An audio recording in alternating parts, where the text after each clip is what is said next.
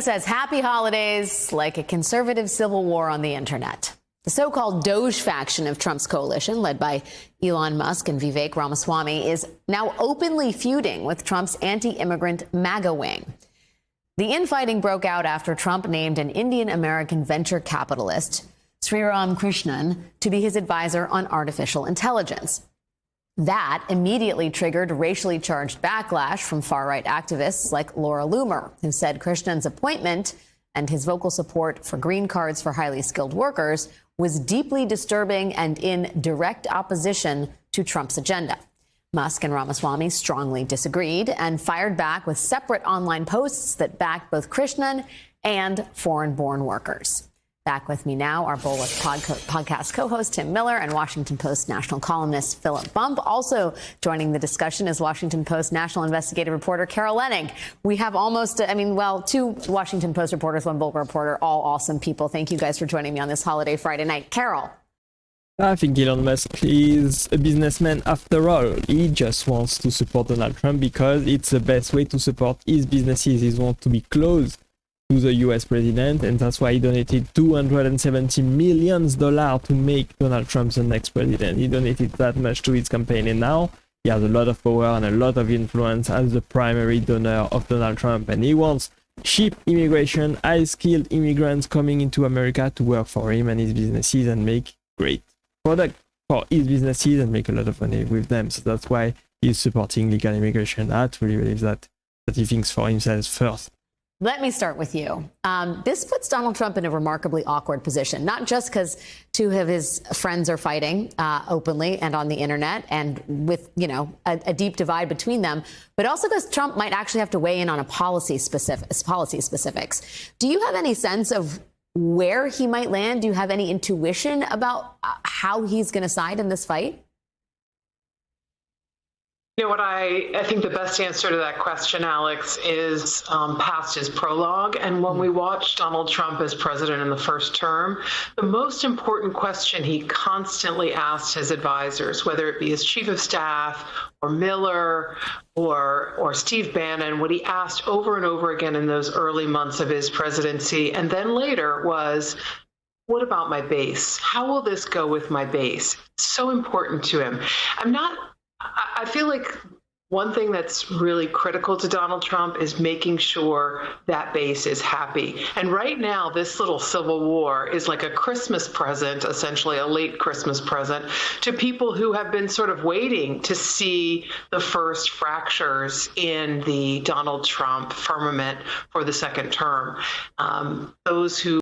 I think these people are disgusting, honestly. I think you should not look for fractures under Donald Trump's base. Donald Trump is the president of the United States, the most powerful man in the world, and you should definitely side with him and side for all of the Americans that voted for him and not look for any way to divide some more. Who questioned how long Elon Musk would stand for some of the policies that really got Trump his incredible popularity ratings in this first term.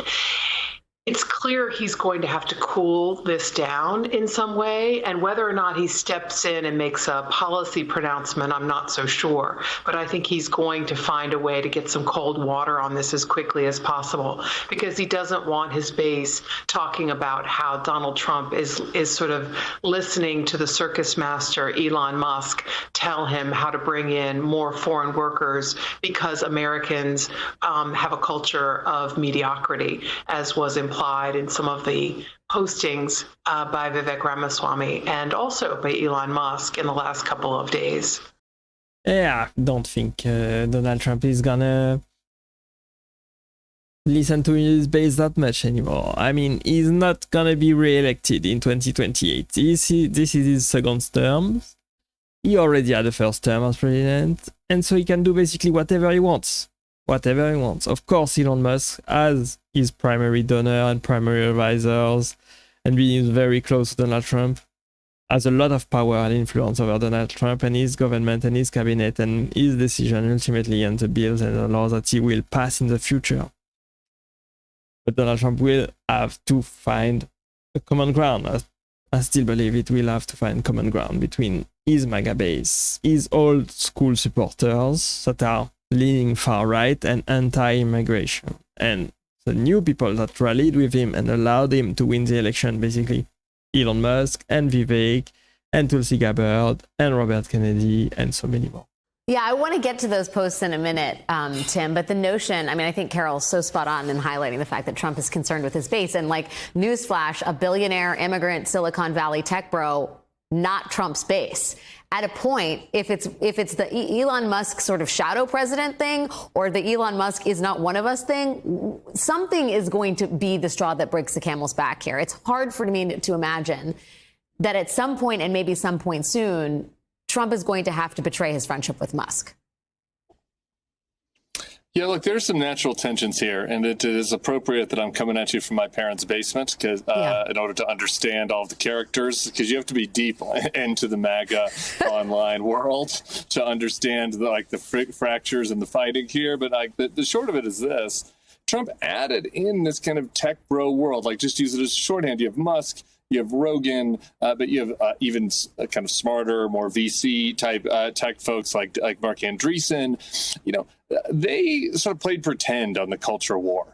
They're happy to go along with the culture war when it came to COVID. They were happy to go along with the culture war when it comes to trans people.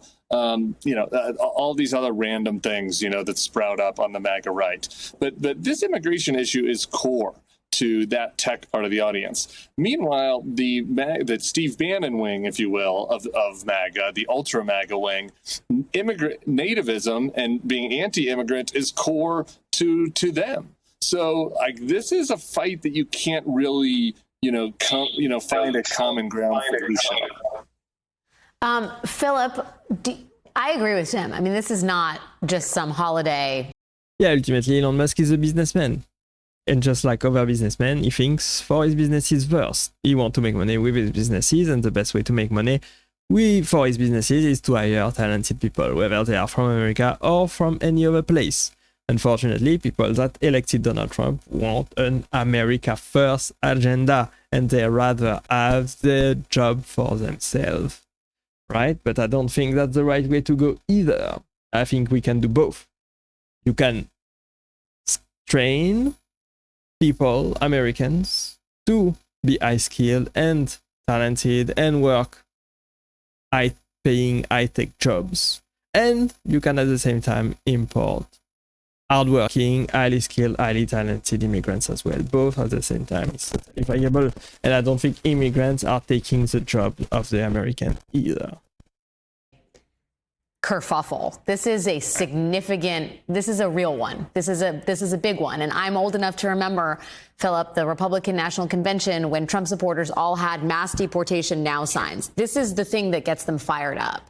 How do you see, from the sort of political perspective, the cleave between the sort of wealthy tech bro coastal Republican elite, they do exist, and the MAGA base? How do you see that being translated into the halls of Congress, where they're going to have to find funding for a lot of this? Right. Yeah. Well, this to some extent gets to the question of how much power is Donald Trump going to have now that he's a lame duck, right? Now that his power is only going to be exerted fundamentally in Republican primaries, like how much clout does that bring to bear? How much do Republicans actually worry about that? My guess is over the short term in particular, they worry about it quite a bit. But yeah, I mean, the divide that we're seeing here is really fascinating and entirely predictable, as everyone has pointed out, right?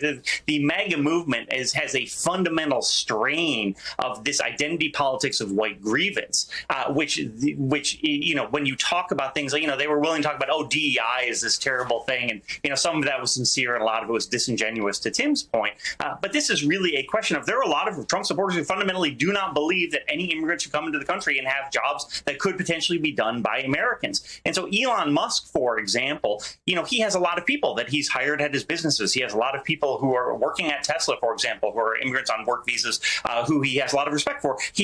But he also has a ton of people in his businesses, in SpaceX and in Tesla and in Neuralink that are also Americans. He hires immigrants and he hires Americans equally, I believe.